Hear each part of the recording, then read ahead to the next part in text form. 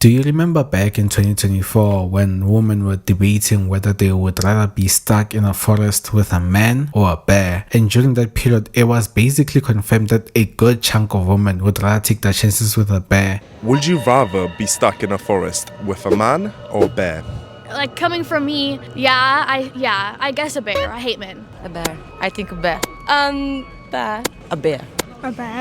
And well, to those who did, more power to them. But the question that always stuck out to me was, which bear? Look, there are 8 bear species and not all bears are built equally. Some are harmless little dudes, while others are basically a one-way ticket to meeting our Lord and Savior, if you're fortunate.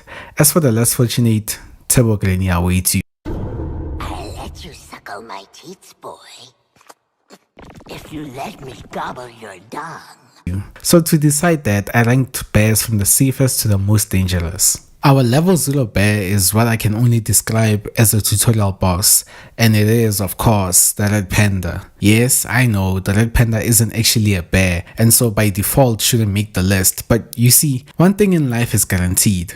Cuteness equals eyeballs, and ladies and gentlemen, that's how we ended up in this situation. The red panda is as close to harmless as any bear adjacent animal could be. I believe this so much that if news came out saying that I got murked by one, it would honestly be my fault.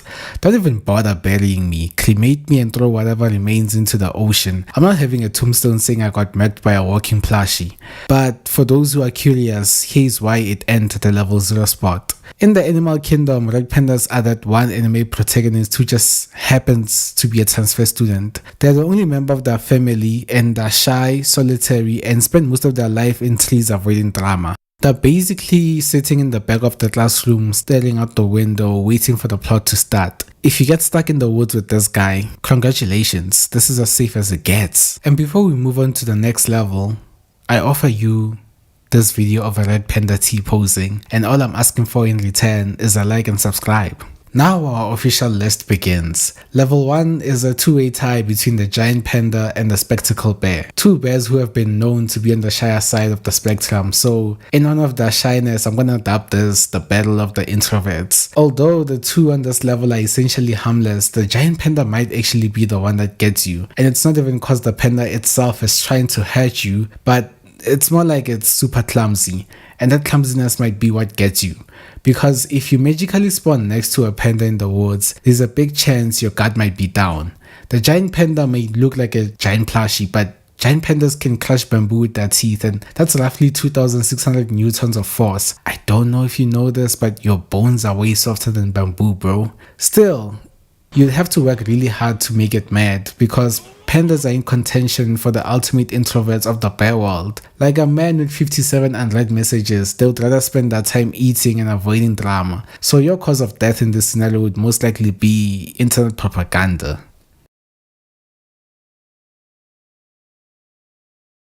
The second bear found in level 1 is the spectacle bear.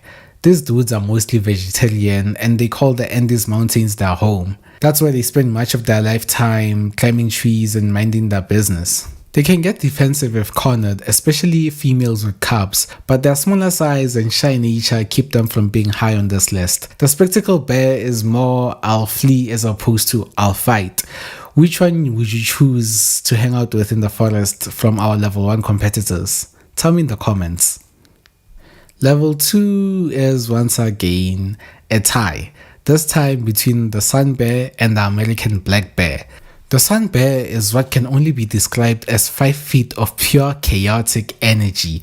I swear, the shortest bear species looked at the mirror, noticed it was smaller than its peers, got mad and stayed like that forever. But to be fair, to the sun bear at least, most of its attacks were classified as defensive in nature, especially in areas where their territory overlapped with humans. In the context of being stuck in the woods, the best thing you could do here is keep your distance.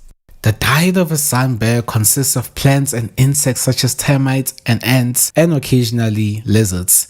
So rest assured that you aren't in its target market. That being said, best not to try your luck too much.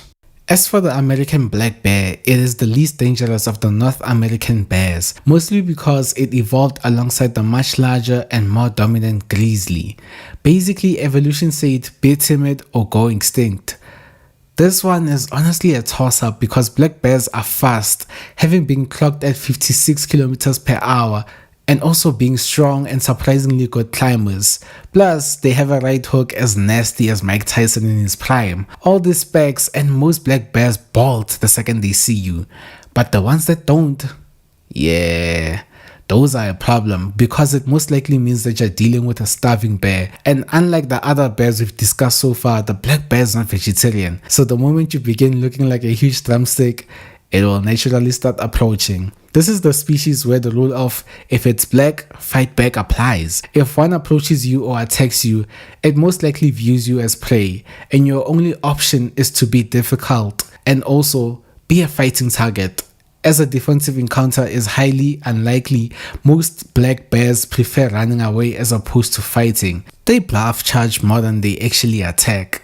That said, a bold black bear that's used to humans can turn dangerous really fast, especially if it's hungry or protecting cubs. So if you're planning on getting stuck in the woods with one, make sure you bring an extra lunchbox or you might soon find yourself being packed up like a lunchbox. On the other side of the world, you get our level 3 bear, the Asian black bear, aka the moon bear, nicknamed after the white mark on its chest. This bear's got a bad reputation in parts of Asia for being unpredictable. It's a surprisingly nasty piece of work, often considered much more aggressive and less timid than its American cousin, so much so they've been known to attack tigers. Granted, these cases are rare, but do you understand how much confidence it takes to look a tiger in the eyes and think, yeah, I'd win? Asian black bears are generally omnivores. They exhibit a noted higher rate of predatory behavior than the American counterparts, suggesting that they are a greater threat when food stressed. When threatened, their defensive mechanism is often to stand their ground and charge, and they tend to focus their attacks on the head and face, resulting in a high rate of severe injuries. Combine that with their powerful forelimbs and claws built for climbing, and you've got an animal that doesn't back away easily. If they'll square up with a tiger, you're not talking your way out of it. Please don't find yourself in the woods with this one. That's my best advice, to be honest. Another bear that's lived alongside tigers is the level 4 bear, the sloth bear. Unlike the moon bear, which saw tigers and decided to square up, the sloth bear just decided to quit on the thought of winning and decided to become a crash out on some, if I'm going down, then I'm dragging you down with me. The sloth bear is the most aggressive bear per capita in the world, although not necessarily the most lethal. The sloth bear's danger is rooted in a bizarre evolutionary behavior that came as a result of living alongside predators like the Bengal tiger. The sloth bear evolved a strategy of hyper-aggression as its primary defense, making it insanely volatile when it encounters the human population dense in its Indian habitat. Part of the problem that comes with dealing with a sloth bear is their poor senses, making surprise encounters common, and their attacks are notorious for focusing on the victim's face and head with their long sickle-shaped claws and teeth. While often described as defensive, the initial reaction is so explosive and persistent that they have a very high human fatality count and a reputation for being completely unpredictable. They've also got canines up to 6 centimeters long and a habit of going for the face, so stay away is my best advice. But if you get stuck in the woods, try to stick out of its sight or sniff range. Keep your distance, and most of all, do not startle it at all. Our level 5 bear is the ultimate heavyweight defensive fighter, the American black bear. While they are usually shy and rarely seek humans out to eat them, at least, the danger comes from their territoriality and motherly protective instinct. I mean, there is a reason why we call overprotective mothers mama bears. As for their fighting arsenal, they possess an immense shoulder hump packed with muscles, which gives them the power for their signature terrifying charge. It's less about wanting to eat you and more about viewing you as a threat that needs to be eliminated. Their temperament means an unavoidable surprise encounter is almost guaranteed, and 9 times out of 10, you lose. Cause a grizzly bear can sprint at 57 kilometers per hour, making it faster than Usain Bolt. And let's face it, bro, you know Usain Bolt even on your best day. Also, for some reason, if you think you have what it takes to hang in the woods with a grizzly, I'd like to remind you that grizzlies are the apex predators of their habitats, which means they have no one to fear. So if one decides you look like a snack, it won't go for your throat hoping for a quick kill and a retreat. No, what it will do is crush you with its weight, break a couple of bones, and start munching on you while you're alive and screaming in pain. You don't want that, so don't choose this one. Now we head to the Arctic to find another apex predator bear, this time the vanilla flavored. In a fight for the title of the most dangerous bear, the polar bear simply wins because of its motivation. The polar bear is the only bear species that is a true carnivore, meaning it is biologically wired to hunt and eat large prey. And yes, you do qualify as prey of the large variety, my dog. The polar bear is actually the perfect bear for the challenge that inspired this video. The reason why most women choose to be stuck in the woods with a bear rather than a man was not because they thought they could square up with a bear one-on-one and win. No, it's because they knew what to expect when going up against a bear. Men tend to be more unpredictable because they have the ability to 1. Feign kindness, and 2. Purposely torture you. Bears on the other side are a bit more straightforward, and as I said, polar bears encapsulate this challenge well. You see a polar bear, you're about to be eaten. There are no in-betweens. A full-grown male can weigh up to 700 kilograms, run at 40 kilometers per hour, and swim for hours in freezing water.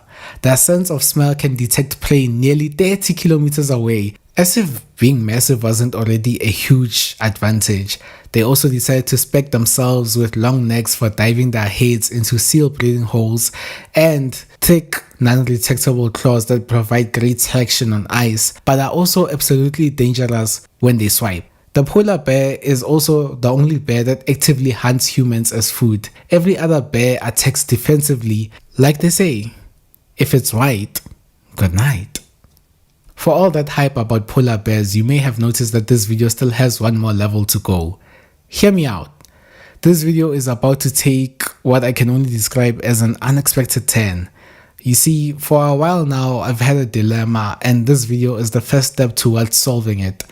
A lot of the ideas I come up with require heavy research, long scripting, rewrites, and edits, and when I finish them, they feel clean but also lacking in personality. I feel like I'm still not good enough to both balance one end of making a good video and the other of being authentically myself. I'm concerned that perhaps some of my videos are not reaching anyone emotionally, and to be honest, what I yearn for the most is just a community where we can all interact together and to make videos that connect with people, as corny as that sounds. And I've been racking my brain trying to figure this out. So I've decided to make simple, fun videos like this one, where I shout out new subscribers and let my personality cook just a little bit. So with that being said, shout out to my 6th subscriber, Freddy Face Bear, who is the inspiration for this video.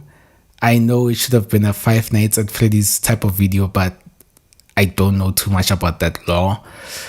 And if you are watching here and want your own personal video shout out, just like, subscribe, and comment, and I'll see it and make a video. Somehow, some way, I'll figure it out. But for now, adios.